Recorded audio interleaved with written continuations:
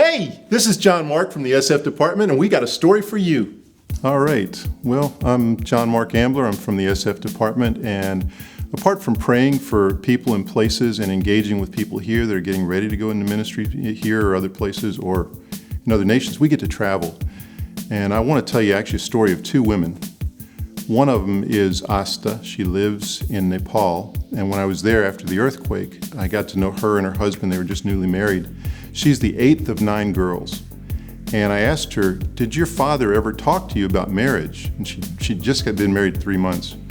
And she said no. So one day when we were picking up bricks and moving stuff to try to get stuff out of a fallen house, I said, Asta, come talk to me. And because of their respect for the elderly, I was kind of like an uncle.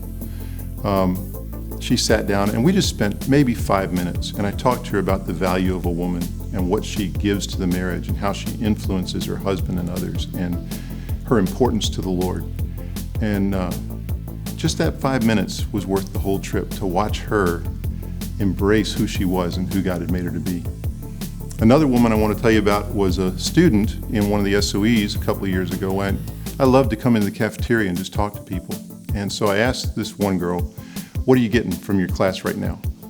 And she said, well, the teacher was talking about how God loves us. I said, okay, tell me about it.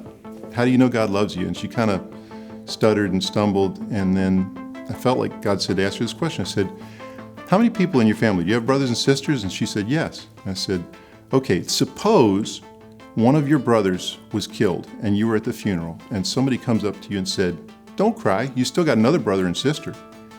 And she was like, man, I'd hit him.